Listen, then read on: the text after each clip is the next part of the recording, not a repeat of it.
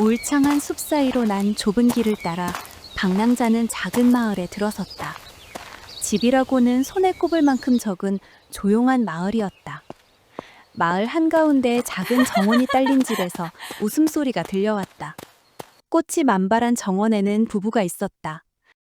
남편은 나무 의자에 앉아 무언가를 이야기하고 있었고 아내는 그 앞에서 소녀처럼 뛰놀고 있었다. 방랑자가 다가서자 아내가 먼저 달려와 꾸벅 인사했다. 안녕하세요. 처음 뵙는 분이시죠? 안녕하세요. 정원의 꽃이 정말 이쁘네요. 제 아내가 꽃을 좋아해서요. 이 마을은 손님이 드물어서 묵으실 곳이 없을 겁니다. 저희와 함께 저녁도 드시고 하룻밤 묵고 가시죠. 방랑자가 고맙다며 자리를 잡으려는 사이 아내가 다시 달려와 꾸벅 인사했다. 안녕하세요. 처음 뵙는 분이시죠? 방랑자는 잠시 멈칫했지만 조용히 다시 인사를 건넸다. 네, 잘 부탁드립니다. 남편은 방랑자에게 아내의 상태를 조심스럽게 설명했다. 오래전부터 조금씩 기억을 잃어가 어린 소녀처럼 지내고 있다고. 그래서 매일 함께했던 시간들을 이야기해주며 하루를 보낸다고. 그날 오후 남편은 둘이 처음 만났던 날을 이야기하기 시작했다.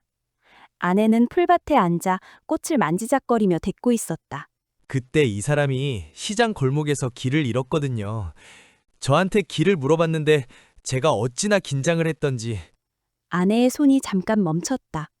볼이 살짝 붉어진 것도 같았다. 그때 아내와 눈이 마주쳤다. 아쿠. 풀밭에 넘어지며 꽃을 떨어뜨렸다. 남편이 웃으며 달려가 일으켜 세웠다. 우리 이쁜이 또 넘어졌구나. 손잡아 일으켜줄게. 저녁이 되었다. 남편은 아내 옆에 앉아 숟가락으로 밥을 떠서 먹여주었다. 아내는 입을 크게 벌리고 받아먹다가 몇 번 흘리기도 했다. 남편이 수건으로 닦아주며 웃었다. 그러다 문득 방랑자를 돌아보며 말했다. 어디까지 이야기했었죠? 아내와 첫 만남이었나요? 시장 골목에서 길을 잃으셨다고 하셨습니다. 아, 맞다. 그때 이 사람이 시장 골목에서 길을 잃었거든요. 저한테 길을 물어봤는데 제가 어찌나 긴장을 했던지.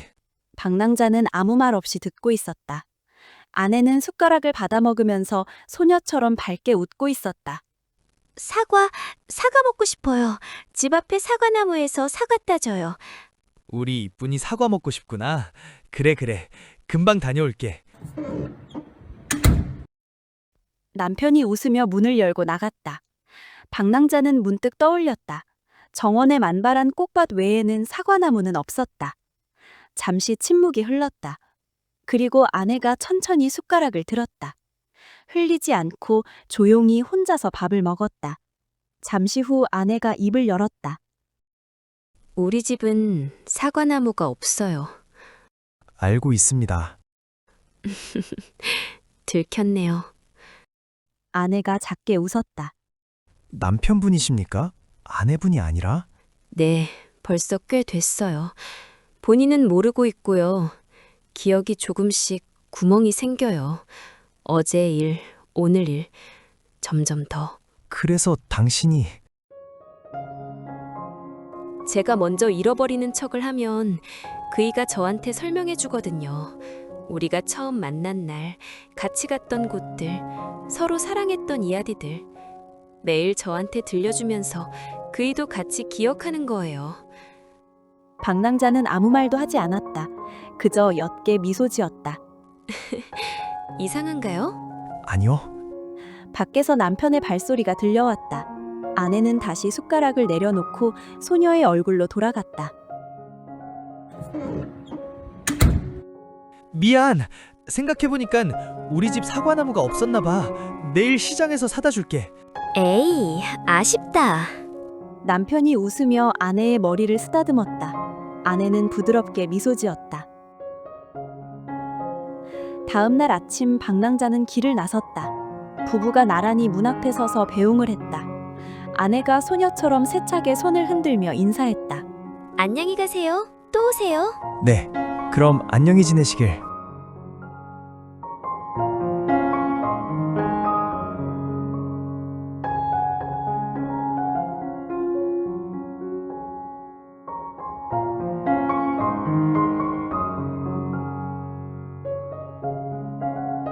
방랑자가 몇 걸음 걷다 돌아보았다.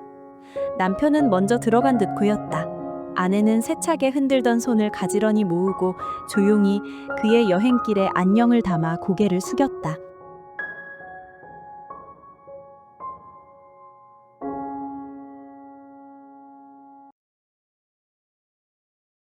멀쩡하면서도 먼저 잃어버린 척한 사람이 있었다.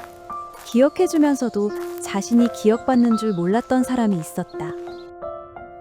두 사람은 서로가 서로를 붙들고 있었다. 누가 환자이고 누가 보호자인지도 모른 채 그것이 그들의 사랑을 기억하는 방법이었다. 그리고 방랑자는 다시 자신의 여행을 이어간다.